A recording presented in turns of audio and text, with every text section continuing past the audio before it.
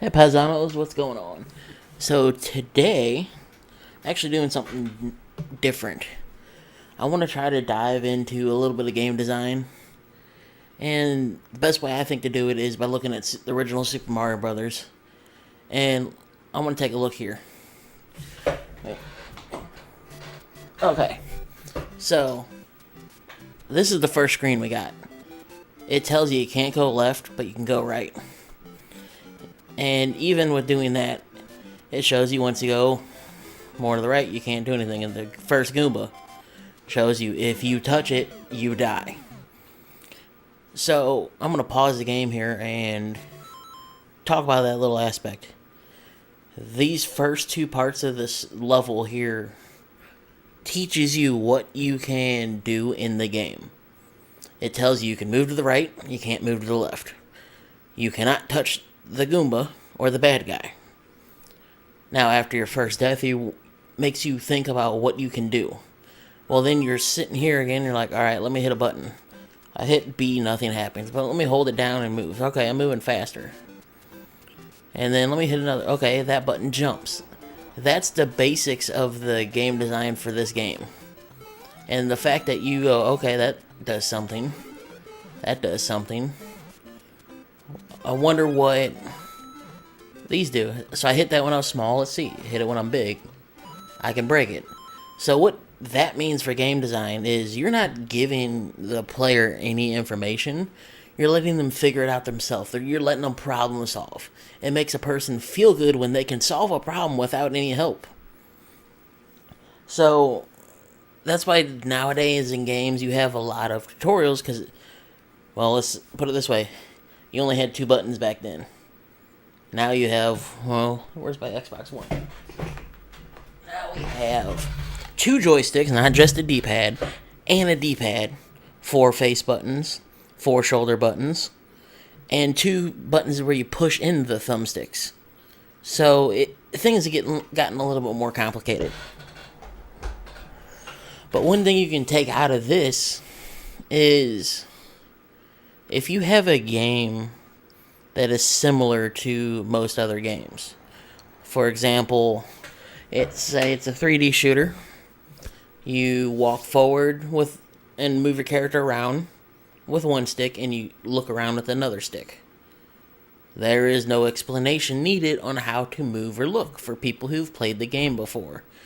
The problem you're going to have to look into is, do you make the tutorial optional, or do you make it mandatory? Because besides just the moving and looking, you also have to look into, are you able to run, jump, how do you switch weapons, how do you reload? So, how well do you balance that? And that is a tricky solution. Now, you guys seen earlier this week my Battlefront 2 videos. One came out today, which is a Thursday, the day I'm recording this. That one, I didn't play the game after I tried flying for the first time because I couldn't change the sticks to the way I wanted it to be. But then I'm like, wait a minute, no. I want to learn this. I want to solve this problem. I want to see if I can get good the way I'm doing, way that they're trying to make me fly. And I did.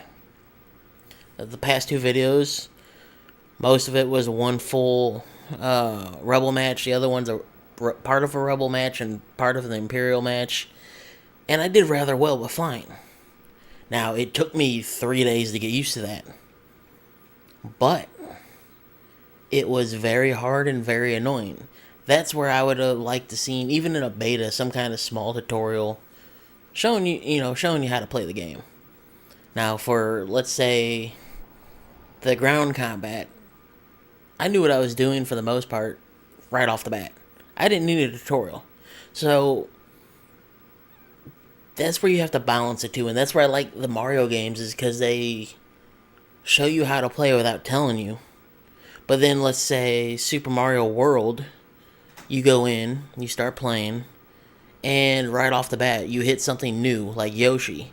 It'll tell you flat out, hey, this is Yoshi, whenever you use this, you get an extra hit in, and so on and so forth. So that's pretty cool. Now, to finish this video out, because I don't want to get it too long, We are going to finish this level. Let's talk about your next part here. So now we have pipes. Okay, I know I can crouch because instinctively you want to go down. Well, I can't go down in that one. Okay. So we're gonna walk over. We jump on this one. All right, we can't go down in that one. Let's go to the next one. Okay, as you saw there, if you don't hit the jump button and forward, all right, what do I do? Well, you problem solve.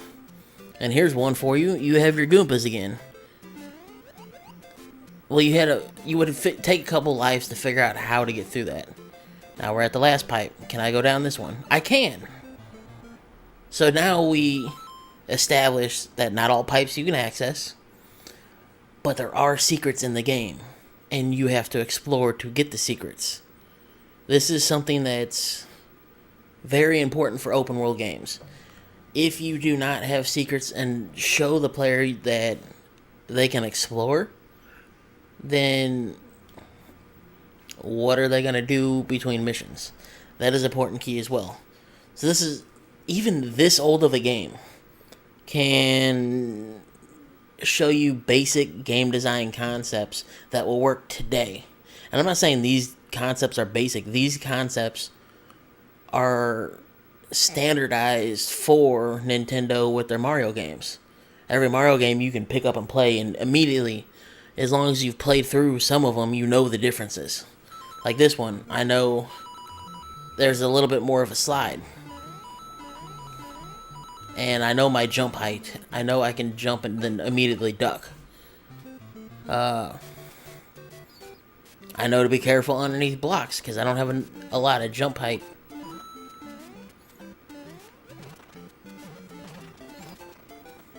And then here, alright, well, we know we're at the top. We know what to do. But when you first got this, alright, do I jump or do I just run? Well, me instinctively, jump. But you can see people would probably fall down because they know it's safe. And then that's how you have the ending of the level. So game design, you can take concepts from older games, newer games, and blend them together. It's very unique that you can do that in this. But at the same time, it's the same as film and literature. There are set standards that you do that work across the board for each of the different aspects of different media types. Same with music. Same with different genres of music and comic books, TV shows, everything. So the pretty much principle I follow when thinking about concepts for games. What do I want to see? How can I implement it? What will the art style be and how will that affect the player? There are games with art styles where you can't play it when you're sick. You'll throw up. At least I will. And one of them is probably one of my favorite licensed games that I can't seem to locate the disc for because it's hidden. But it's Tron on the 360 and PS3. That game I bought because it had light cycle races, and oh my god, I cannot play that when I'm sick. I will throw up.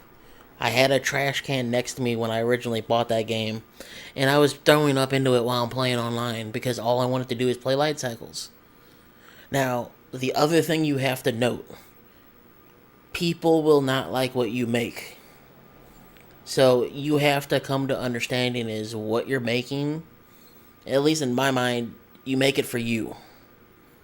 And then when you don't like what another developing studio or company or person has developed, you have to take your fandom out of your head and put in your game designer head or mind. Like, you have to swap the fandom and the game designer out as you go through.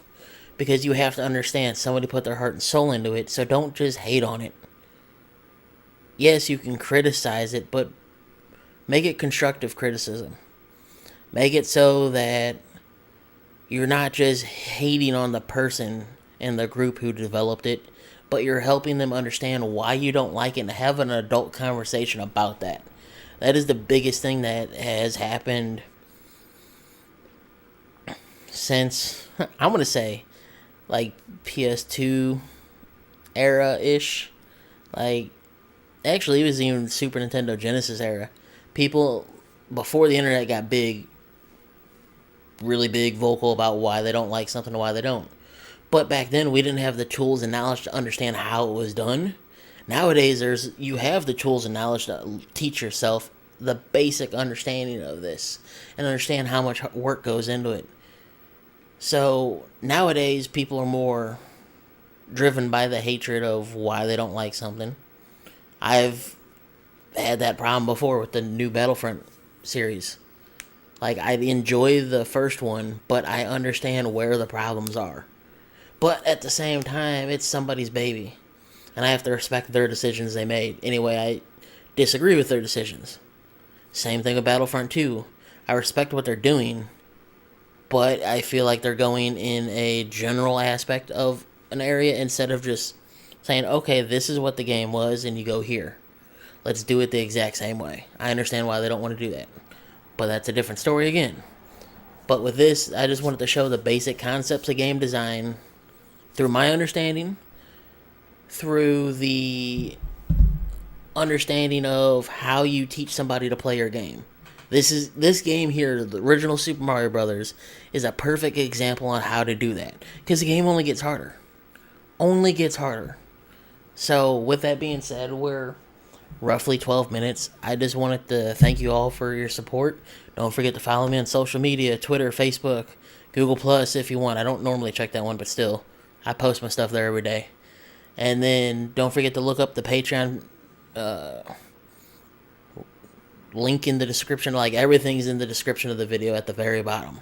All there for your viewing pleasures and following and everything else. And please, check out the Patreon and help support the channel. Have a wonderful day. Don't forget to like, comment, and share. Peace out, everybody.